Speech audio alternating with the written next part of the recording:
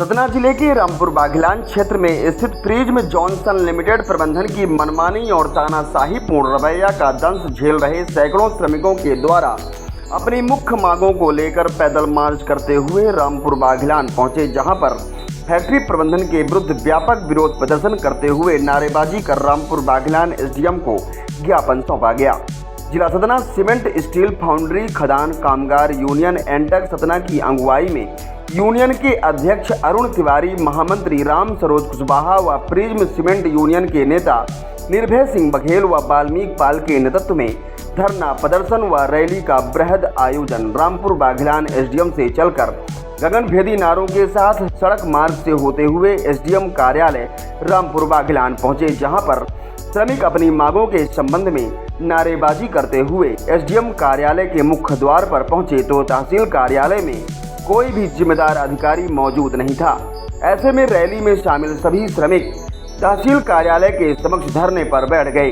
लगभग 12 बजे नायब तहसीलदार अरुण यादव तहसील कार्यालय पहुंचे, तब सभी प्रदर्शनकारियों ने अपनी विभिन्न मांगों के संबंध में ज्ञापन पत्र अपने साथियों के साथ सौंपा गया। रामपुर बाघिलान नायब तहसीलदार को ज्ञापन पत्र प्रतिनिधि मंडल के रूप में यूनियन के नेताओं के द्वारा सौंपा गया है। जुलूस में शामिल अरुण तिवारी, राम सरोज कुशवाहा, निर्भय सिंह बघेल, वाल्मीकि पाल, ब्रजेश पटेल, सोनेलाल पटेल, मानिक लाल पाल, नरेंद्र पाल, अनिल मिश्रा, धर्मेंद्र चौधरी, राम विशाल प्रजापति, प्रदीप पटेल, ऋषि राज पटेल, शिव कुमार, नागेश नामदेव, संजय सिंह, हीरालाल पटेल, केदार गुप्ता आदि भारी संख्या में कारखाने के श्रमिक उपस्थित रहे।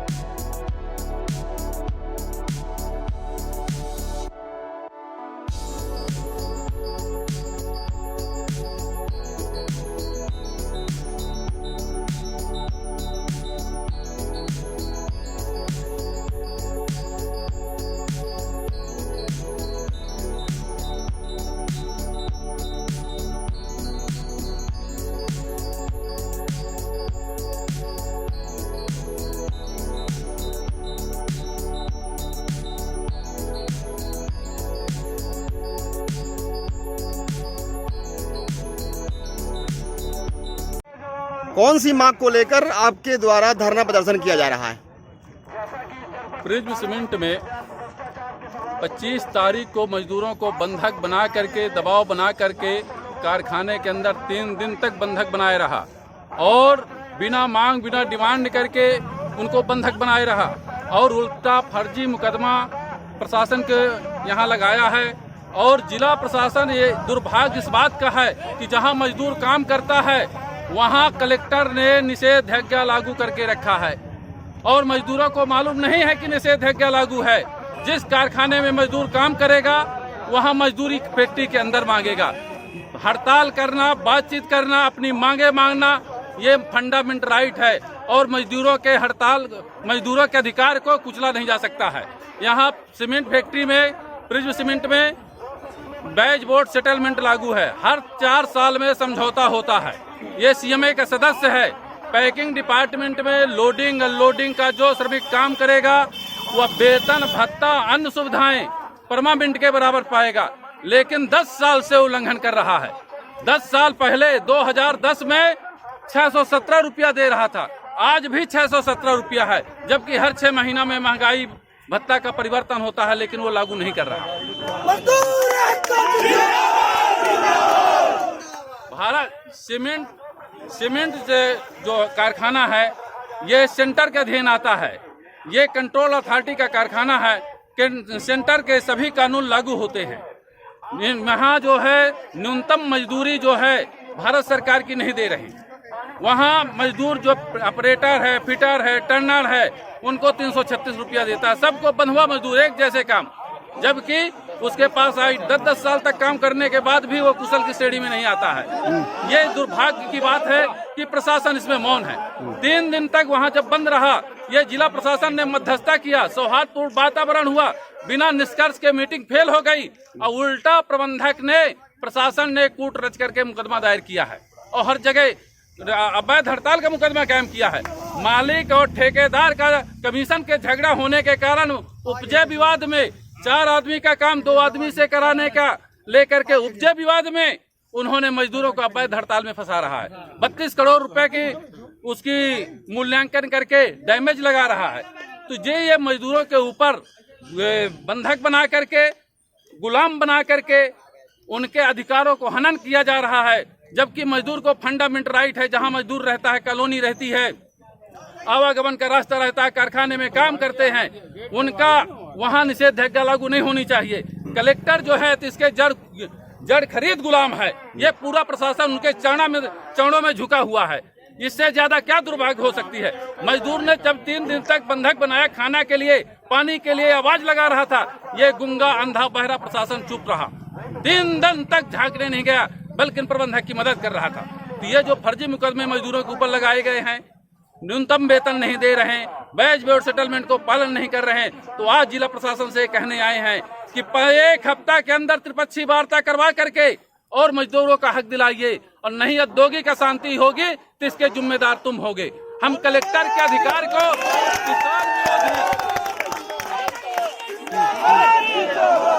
किसान विरोधी, मजदूर विरोधी कलेक्टर के आदेश को हम नहीं मानेंगे।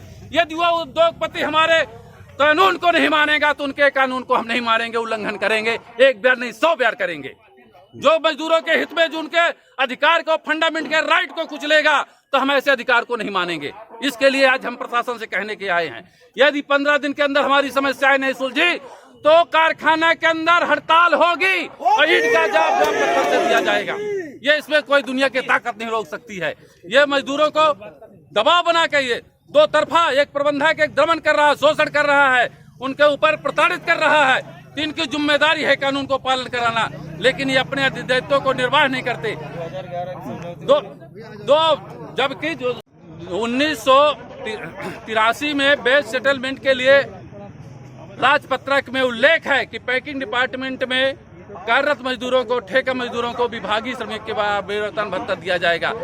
2011 के समझौते में उल्लेख है, 2014-15 के समझौते में उल्लेख है। हमारी राष्ट्रीय यूनियन ने 2019 में समझौता किया है, उसमें भी उल्लेख है। समझौता का पालन करने के लिए बाध्य है, क्योंकि ये सीएमए के सदस्य हैं। ये समझौता को लागू करें। ये शासन से हम आग्रह करेंगे कि समझौता जो हुआ है उसको पालन कराए। कानून को पालन कराने की, रक्षा करने की आपकी जिम्मेदारी है।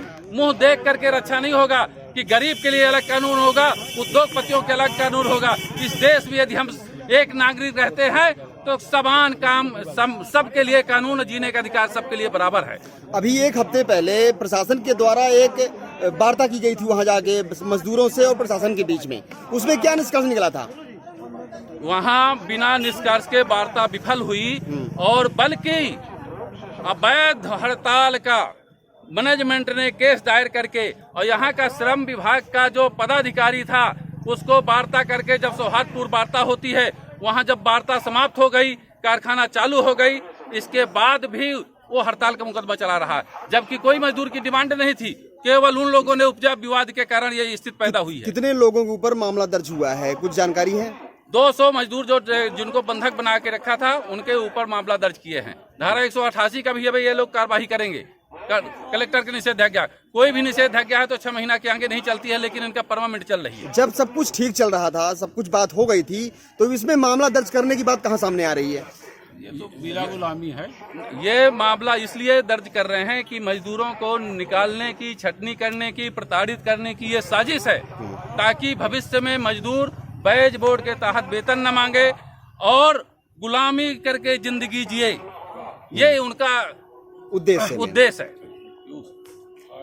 इस वीडियो में इतना ही, लेकिन अगर आपने अब तक आंचलिक समाचार को सब्सक्राइब नहीं किया है तो फौरन कर दीजिए। बेल आइकन दबाइए, घंटी जैसी छोटी सी आकृति लाइक कीजिए और कमेंट करके बताइए हमारा वीडियो आपको कैसा लगा। अपने दोस्तों, परिचितों, रिश्तेदारों और समूहों में व्हाट्सएप, इंस्टाग्राम, फेसबुक, ट्विटर पर हमारे वीडियो लिंक को शेयर कीजिए।